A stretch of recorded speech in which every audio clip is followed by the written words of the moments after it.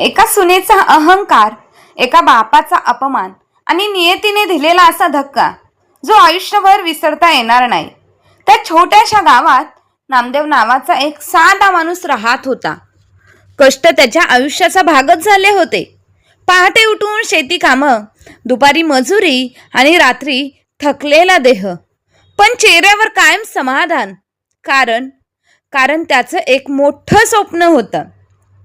त्याचा मुलगा रोहन मोठा व्हावा, सुखी व्हावा. रोहन खरोखरच मोठा झाला.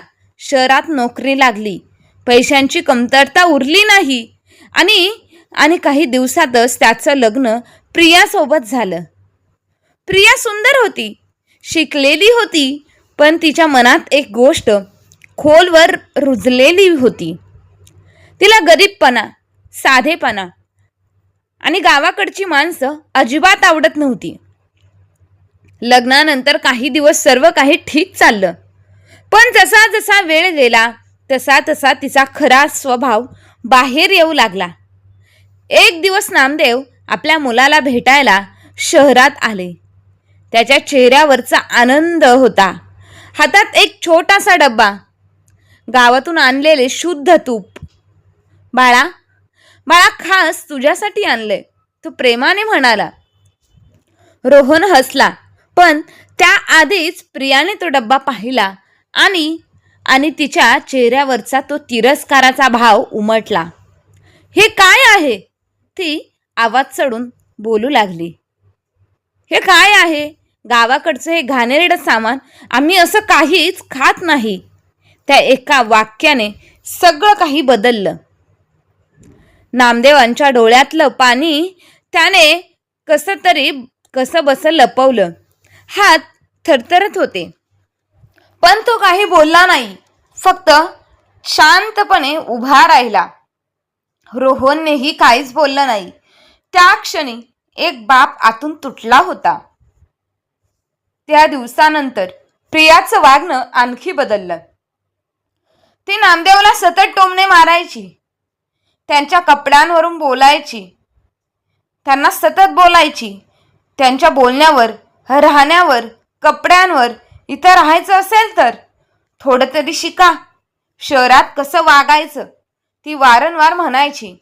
नामदेव सगळं सहन करत होता, कारण त्याला फक्त आपल्या मुलासोबत राहायचं होतं. पण एक दिवस असा आला ज्याने सगळी यांचीच मर्यादा ओलांडली. घरात काही पाहुणे आले होते. प्रिया त्यांच्यासमोर स्वतःचं मोठेपण दाखवत होती. तेव्हाच नामदेव चुकून हॉलमध्ये आले आणि त्यांच्या जुन्या कपड्यांमध्ये प्रियाने त्यांच्याकडे पाहिलं आणि अचानक मोठ्याने हसू लागली. हो, हा आमचा नोकर आहे, ती पाहुण्यांना म्हणाली. गावावरून आणला आहे ना, म्हणून कामाला ठेवला आहे. त्या एका वाक्याने नामदेवाच्या छातीत काहीतरी तुटल्यासारखं झालं. तो काही क्षण स्तब्ध उभा राहिला आणि मग हळू मागे वळाला. त्या रात्री तो काहीही न बोलता घर सोडून गेला. कोणी थांबवलं नाही, रोहनही नाही. त्या रात्री प्रियाला झोप लागली नव्हती. तिच्या डोळ्यात सतत तोच प्रसंग फिरत होता. सतत विचार डोक्यात तेच होते, पण तरीही तिच्या चेहऱ्यावर पश्चातापाचा भाव थोडाही नव्हता. फक्त होता तो अहंकार होता. डोळे मिटताच तिला एक विचित्र स्वप्न पडलं. अंधार, पूर्ण काळोख आणि त्या अंधारात एक आवाज, अपमान केलास त्याची किंमत मोजावीच लागेल. ती घाबरून जागी झाली. श्वास जोरात चालू झाला होता. ती स्वतःला समजावू लागली, फक्त स्वप्न आहे, पण ते स्वप्न नव्हतं, तो होता नियतीचा पहिला इशारा. दुसऱ्या दिवशी सकाळी फोन वाजला. रोहनने फोन उचलला. त्याच्या चेहऱ्यावरचा भाव, रंग बदलला. काय, कधी आणि कसं? त्याचा आवाज थरथरत होता. प्रिया घाबरली. काय झालं रोहन?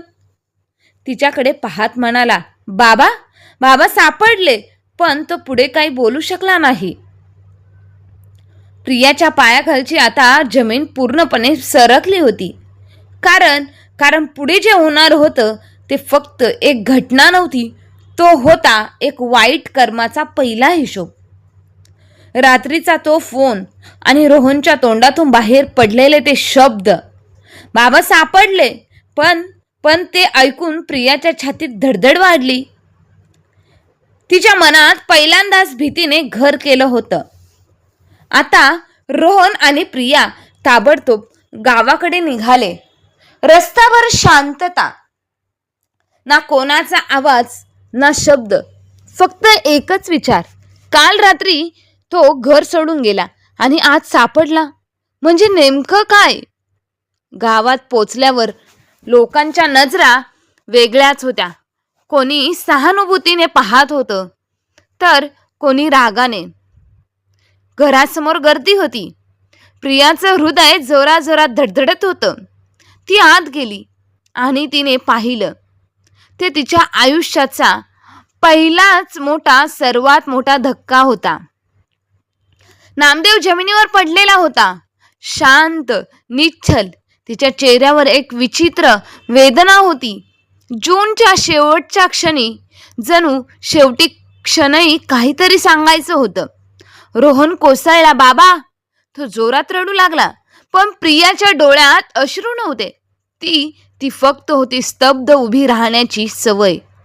कारण तिच्या कानात अजूनही कालचं वाक्य तसंच घुमत होतं. हा आमचा नोकर आहे. गावातील एका म्हाताऱ्या माणसाने सांगितलं. काल रात्री ते एकटेच रस्त्यावर चालले होते. खूप अस्वस्थ दिसत होते. कोणी थांबवायला गेलं तर म्हणाले, माझं घर नाही. आता हे ऐकून रोहनचं मन मात्र तुटलं. पण पुढचं वाक्य ऐकून प्रियाच्या अंगावर काटा आला. शेवटी ते मंदिराजवळ बसले आणि अचानक खाली कोसळले.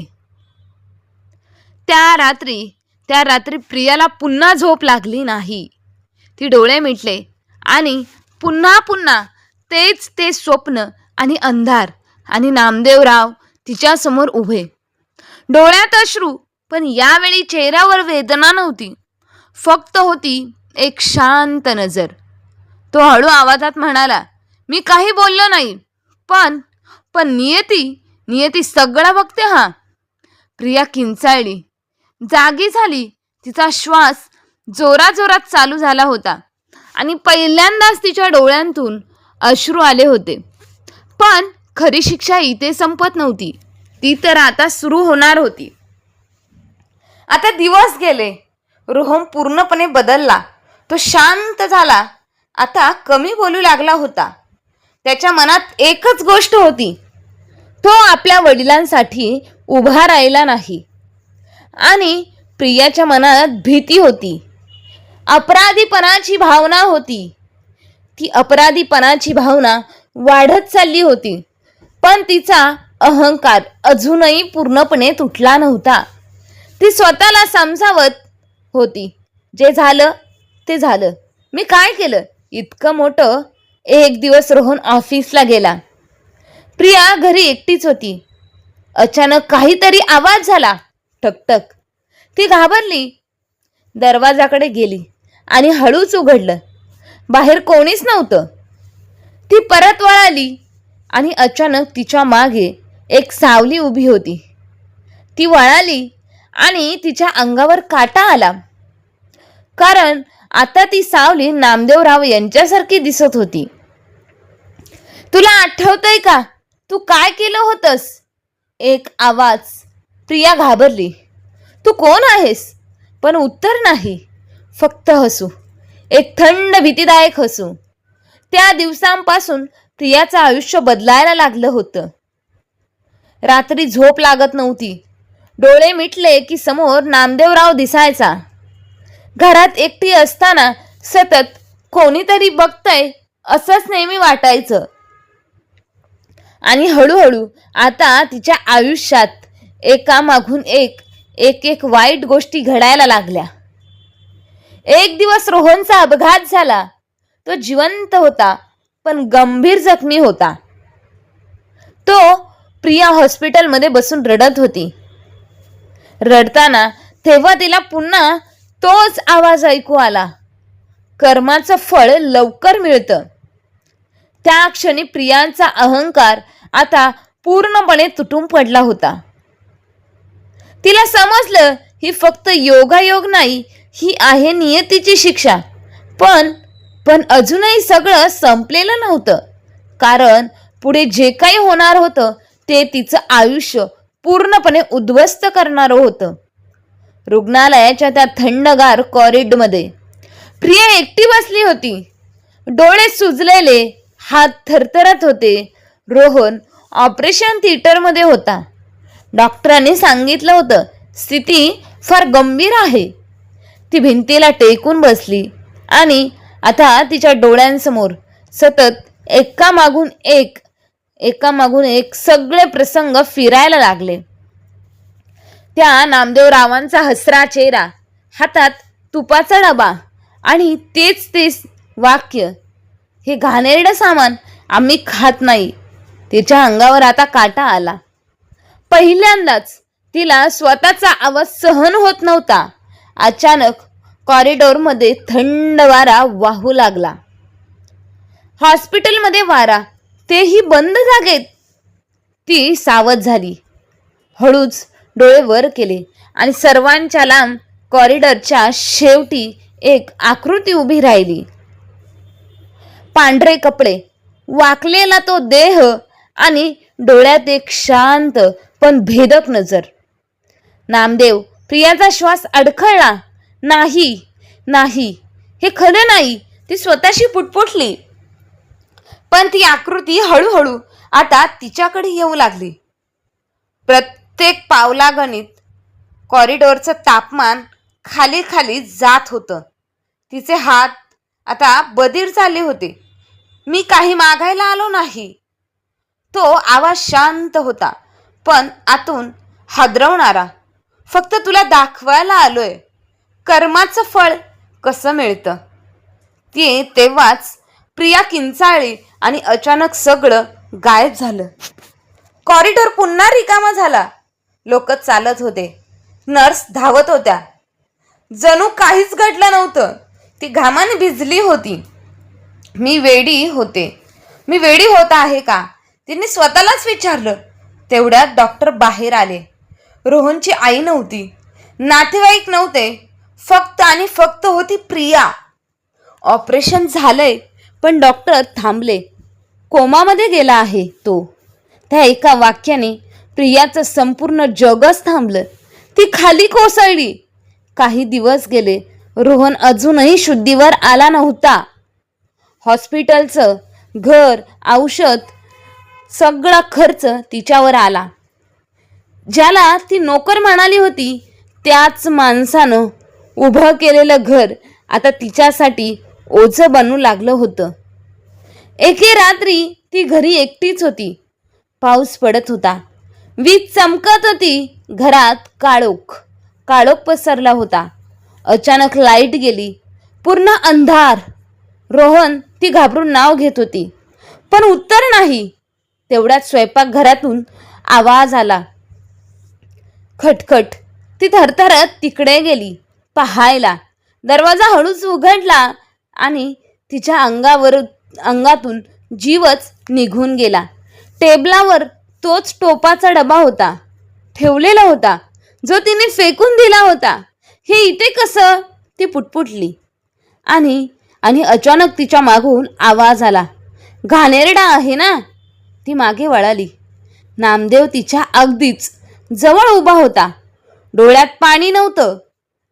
पाणी नव्हतं, राग नव्हता. आता फक्त एक होती, ती भयानक शांतता. मी काहीच बोललो नाही तेव्हा तू खूप मोठी झाली होतीस ना, तो हळू आवाजात म्हणाला. आता बघ तुझं कसं सगळं हरवत चाललंय. प्रियाच्या डोळ्यांतून अश्रू वाहू लागले.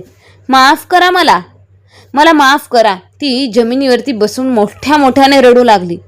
पण त्यावेळी पहिल्यांदाच नामदेवाच्या चेहऱ्यावर एक कठोर भाव आला. माफी?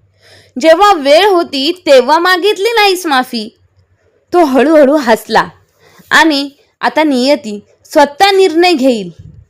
अचानक खिडकी जोरात आपटली. दरवाजे आता बंद झाले आणि सगळं पुन्हा शांत. ती एकटीच होती, पण आता तिला माहीत होतं ती आता खरोखरच एकटी नाही. पुढचे काही दिवस तिच्या आयुष्यात वाईट गोष्टींचाच पाऊस पडू लागला. बँकेचं कर्ज, नोकरी गमावली, रोहन अजूनही कोमामध्ये. आणि एक दिवस डॉक्टरांनी सांगितलं, आता रोहनचं मेंदूचं नुकसान खूप होत आहे. तो कधीच पूर्वीसारखा होणार नाही. आता त्या क्षणी प्रियाचं सगळं संपलं. ती जोरात रडू लागली. हे सगळं झालं ते माझ्यामुळंच झालं आहे, माझ्या अहंकारामुळे. आणि तेवढ्यात तिला पुन्हा तोच आवाज ऐकू आला, अजून संपलेलं नाही. तिचं हृदय आता पूर्ण थांबल्यासारखं झालं. कारण पुढे जे होणार होतं ते तिच्या आयुष्याला पूर्ण अंधारात ढकलणारं होतं. रात्रीचे 3 वाजले होते. सगळं शहर झोपलं होतं. पण तिच्या आयुष्यात मात्र झोप नावाची गोष्ट उरली नव्हती. ती खिडकीजवळ बसली होती. बाहेर काळोख, आतमध्ये काळोख आणि मनात त्याहून जास्त भयानक अंधार होता. रोहन अजूनही हॉस्पिटलमध्ये. डॉक्टरांनी आशा सोडली होती आणि ती जिवंत असूनही रोज मरत होती. त्या रात्री अचानक तिचा फोन वाजला. Unknown number. तिने थरथरत फोन उचलला. हॅलो. पलीकडून काहीच आवाज, काही सेकंद शांतता आणि काही सेकंदाने मग एका अनोळखी व्यक्तीचा आवाज. पण आवाजातून समजला नाही का? प्रियाचा श्वास आता अडकला होता. कोण? ज्याला तू नोकर म्हणाली होतीस. फोन कट झाला. तिच्या हातातून मोबाईल खाली पडला. तिचं संपूर्ण शरीर थरथरत होतं. हे शक्य नाही बाबा, ती स्वतःशीच बोलू लागली. त्या क्षणी घरातली लाईट आपोआप चालू झाली. 2 वेळेला टकटक टेकटक टिक घड्याळाचा आवाज अचानक मोठ्यांदा झाला. भिंतीवर सावल्या हळूहळू दिसू लागल्या. ती घाबरून उठली आणि दरवाजाकडे धावली. पण दरवाजा उघडेना. जणू कोणी बाहेरून लॉक केला होता. कोणी आहे का? मदत करा, ती जोरात जोरात ओरडायची. पण बाहेरून कोणाचाही आवाज आला नाही. मग अचानक हॉलमध्ये ठेवलेल्या आरशात तिला काहीतरी दिसलं. ती आता हळूहळू मागे वळाली. आरशात ती एकटीच नव्हती. तिच्या मागे उभे होते नामदेव. यावेळी तिचा चेहरा शांत नव्हता. डोळ्यात एक वेदनादायक राग होता. मी तुला कधी त्रास दिला होता का? तो हळू आवाजात म्हणाला. मी फक्त प्रेम दिलंय तुला. पण तू काय केलं त्या बदल्यास? अपमान दिलास. प्रियाच्या डोळ्यांतून अश्रू वाहू लागले. माफ करा मला. मी चूक केली. मी खूप मोठी चूक केली आहे. ती जमिनीवरती बसून पुन्हा एकदा मोठ्याने रडू लागली. चूक? तू हलकासा हसला. चूक म्हणजे नकळत होते. ते तू जाणून बुजून केलंयस. त्याच्या आवाजात आता कठोरपणा होता. आज तू एकटी आहेस. जसं मला केलंस. अचानक तिच्या डोक्यात आता तीच घटना पुन्हा जिवंत झाली. पाहुण्यांसमोर केलेला आमचा हा अपमान, आमचा हा नोकर आहे, असं ते वाक्य. त्या एका वाक्याने मी जिवंतपणे मेलो. प्रियाच्या रडण्याचा आवाज वाढत गेला. मला माफ करा, प्लीज मला माफ करा. मला एक संधी द्या. काही क्षण शांतता आणि मग नामदेवाचा आवाज पुन्हा आला. यावेळी थोडासा वेगळा होता. संधी मिळते पण सगळ्यांना नाही. त्या क्षणी घरातलं सगळं वातावरण अचानक शांत झालं. लाईट स्थिर झाली. दरवाजे आपोआप उघडले. जणू काहीच घडलं नव्हतं. प्रिया काही क्षण तशीच बसून राहिली. पण आता तिला कळत होतं की ही फक्त भीती नाही, ही आहे नियतीची शेवटची परीक्षा. दुसऱ्या दिवशी ती सरळ गावाकडे निघाली. गावात पोचल्यावर ती थेट त्या मंदिरात गेली. जिथे नामदेवराव यांचा शेवटचा श्वास झाला होता. ती मंदिरात शिरली आणि पहिल्यांदाच तिच्या अंगावरती काटा आला. कारण तिच्या मनात खरा पश्चाताप होता. ती जमिनीवरती बसली, डोळे मिटले आणि रडत रडत म्हणाली, देवा मला शिक्षा दे, देवा मला शिक्षा दे, पण माझ्या नवऱ्याला वाचव. त्या क्षणी मंदिरात एक थंड वारा आला. दिवा हलू लागला आणि तिला पुन्हा पुन्हा पुन्हा तोच आवाज ऐकू आला, तुझी परीक्षा अजून संपलेली नाही. ती घाबरली. नाही, आता काय करायचं ते सांगा. मी सगळं सहन करेन. काही क्षण शांतता आणि मग ज्या बापाचा तू अपमान केला त्याच्यासारख्या लोकांची सेवा कर. प्रियाच्या डोळ्यात आशेचा किरण चमकला. तुला तुझं कर्म बदलायचं असेल तर उठ आणि इथून सुरुवात कर. आवाज गायब झाला. त्या दिवसापासून प्रियाचं आयुष्य पूर्णपणे बदललं. ती आता गावातच राहू लागली. वृद्ध म्हाताऱ्या व्यक्तींची सेवा करू लागली. जे कोणी एकटे होते त्यांच्यासाठी आता ती आधार बनली. ती त्यांच्यासाठी जेवण बनवू लागली. प्रत्येक वेळी ती कोणाला बाबा म्हणायची तेव्हा तिच्या डोळ्यांतून अश्रू यायचे. पण नियती इतक्या लवकर माफ करेल ती कसली नियती? नियती इतक्या लवकर माफ करत नाही. एक दिवस तिला हॉस्पिटलमधून फोन आला, तुम्ही लगेच या. तिचे हृदय पुन्हा धडधडलं. कारण पुढे जे होणार होतं ते तिच्या आयुष्याचा अंतिम निर्णय ठरणार होता. फोन वाजला आणि त्या एका कॉलने प्रियाच्या आयुष्याचा शेवटचा अध्याय सुरू झाला. तुम्ही लगेच या. हॉस्पिटलमधून आलेला आवाज गंभीर होता. प्रियाचं हृदय आता जोरात धडधडू लागलं होतं. तिचं हृदय थरथरत होतं. रोहन, तिने घाबरत विचारलं, पण उत्तर काहीच मिळालं नाही. फक्त लवकर या. ती ताबडतोब निघाली. रस्त्यावर तिच्या डोक्यात एकच विचार चालू होता, देवा अजून एक संधी दे. मी सगळं सुधरावेल. हॉस्पिटलमध्ये पोहोचताच ती धावत आत गेली. डॉक्टर बाहेर उभे होते. त्यांच्या चेहऱ्यावर एक गंभीर शांतता होती. डॉक्टर, रोहन कसा आहे? ती थरथरत विचारत होती. डॉक्टरांनी क्षणभर तिच्याकडे पाहिलं आणि मग हळू आवाजात म्हणाले, तो आता शुद्धीवर आला आहे. त्या एका वाक्याने प्रियाच्या डोळ्यात आनंद सुरू झाला आहे. ती जमिनीवरती बसली. देवा धन्यवाद.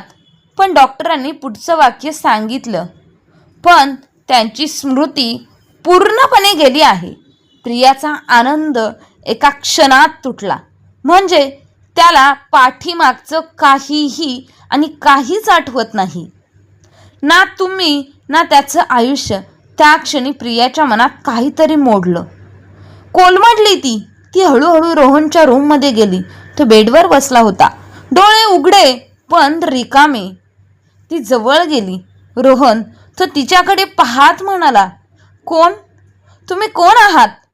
त्या एका प्रश्नाने प्रियाचं हृदय तुकडे झालं. ती काहीच बोलू शकली नाही, फक्त अश्रू वाहत राहिले. त्या क्षणी तिला आता पूर्णपणे समजलं होतं, नियतीने तिला माफ केलं नाही, पण तिला जिवंत ठेवून आयुष्यभराची शिक्षा दिलीस. दिवस गेले, महिने गेले. प्रिया रोज रोहनची सेवा करत होती, जसं एक पत्नी, जसं एक आई. पण रोहनसाठी ती एक अनोळखीच राहिली. आयुष्यभर ती गावातल्या वृद्धांची सेवा करत होती. ज्यांना कोणीच नव्हतं त्यांच्यासाठी मात्र ती सगळं बनली. एक दिवस ती पुन्हा त्या मंदिरात गेली जिथे सगळं सुरू झालं होतं. ती शांतपणे डोळे झाकून बसले, डोळे मिटले. मी सगळं गमावलं आहे देवा, पण आता मला काहीच तक्रार नाही. कारण तिच्या डोळ्यांतून अश्रू वाहू लागले. कारण आता मला समजलं, एका बापाचा अपमान हा फक्त शब्दांचा नसतो, तो होता आत्म्याला लागतो. तो आत्म्याचा अपमान त्या क्षणी मंदिरात हलका वारा आला. दिवा हलला आणि खूप दिवसांनी तिला एक शांत आवाज ऐकू आला. उशीर झाला पण तू शिकलीस. प्रियाच्या चेहऱ्यावर आता एक हलकंसं समाधान आलं. तिने वरती पाहिलं पण कोणीच नव्हतं. आजूबाजूला पाहिलं, कोणीच नव्हतं. फक्त एक शांतता, एक स्वीकार. त्या दिवसानंतर प्रियाने कधीही मागे वळून पाहिलं नाही. ती जगत राहिली पण प्रत्येक दिवस तिला तिच्या कर्माची आठवण करून देत राहिला होता. आणि हीच आहे त्या कथेची खरी शिकवण. वाईट कर्माचं फळ उशिरा का होईना पण मिळतंच नक्की. आणि जेव्हा मिळतं तेव्हा माफी मागायला उशीर झालेला असतो. तर मित्र आणि मैत्रिणींनो, तुम्हाला आजची ही कथा कशी वाटली कमेंट करून नक्की कळवा. आणि अशाच नवनवीन कथा ऐकण्यासाठी आपल्या चॅनलला लाईक, शेअर, सबस्क्राईब नक्की करा. धन्यवाद.